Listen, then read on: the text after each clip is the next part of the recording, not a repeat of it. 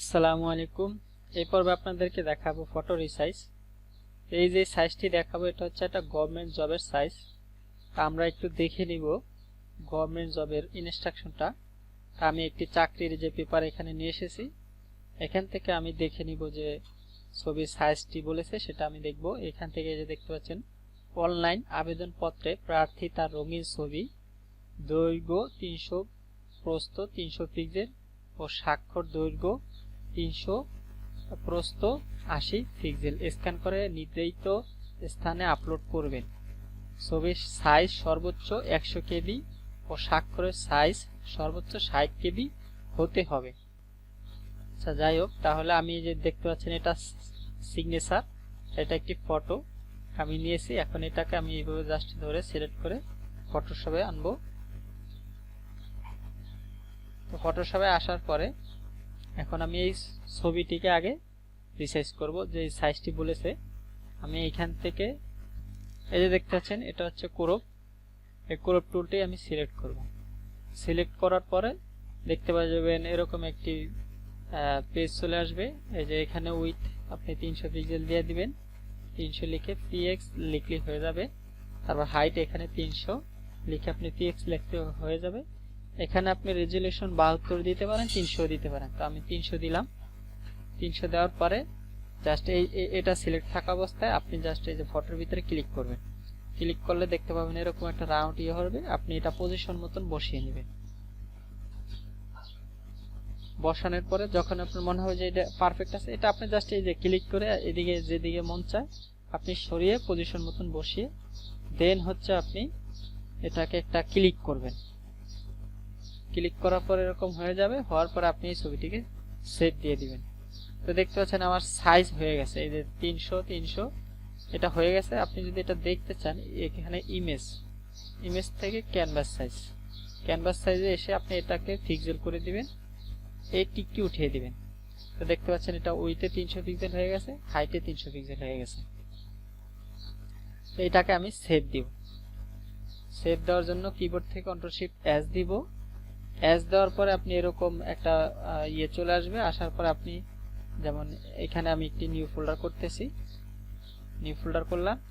পরে এটার ভিতরে আমি সেভ দিব। সেভটা আমি জিপিজি ফরম্যাটে দিব। দেওয়ার পরে ওকে। তার ছবিটি কমপ্লিট। ছবিটি আমি ক্লোজ করে দিব Ctrl+W দিয়ে।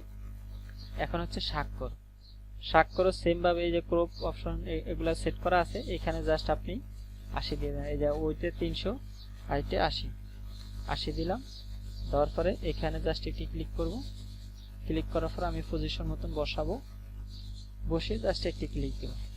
ছবিটি সাইজ হয়ে গেছে। এখন আমি এটাকে সেভ দিব।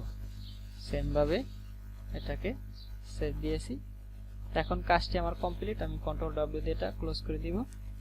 দেওয়ার পরে আমি এই যে ছবিতে আসলাম, এসে এখন যে সাইজটি তারা বলেছে যে 100 কেবির বেশি ছবিটি হতে পারবে না।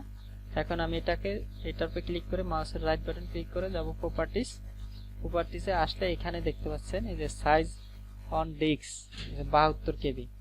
আর তারা বলেছিল হচ্ছে যে 100 কেবির বেশি হওয়া যাবে না। এই যে 100 কেবির বেশি ছবির সাইজ হওয়া যাবে না। তো আমার 100 নিচেই আছে, তো এটা পারফেক্ট আছে।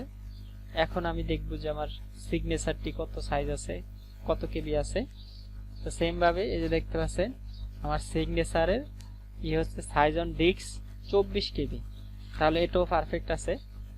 আর আপনার যদি কোনো ছবির সাইজ বেশি হয় তাহলে সেটা আপনি কিভাবে কমাবেন। তো আমি ফটোশপ আবার এই ফাইলটিকে নিচ্ছি। আসার পরে Ctrl+Shift+S দিবেন। এস দেওয়ার পরে এই যে জিপিজি সেম থাকবে, এটার উপরে ক্লিক করবেন। ক্লিক করে আপনি এটা ওকে দিবেন। ওকে দেওয়ার পরে এই যে ম্যাক্সিমাইজ এখানে 12 দেওয়া আছে, এটা যদি আপনি কমান তাহলে ছবির সাইজ কমবে, ছবির কেবি কমবে। তো আমি 10 করলাম, 10 করে আমি ওকে দিলাম। এটা আমি ক্লোজ করে দিলাম। এখন এই ফটোটিকে আবার ফটোশপে আনবো। সরি, ফটোশপে আনার প্রয়োজন নেই, আপনি তো ওইখান থেকেই দেখতে পারেন। এখানে এসে প্রথমে কিন্তু আমার 72 ছিল, এই যে দেখতে পাচ্ছেন আমি 2.12 ছিল, 10 করেছি, তাতে আমার প্রায় 20 কেবি সাইজ এখান থেকে কমেছে।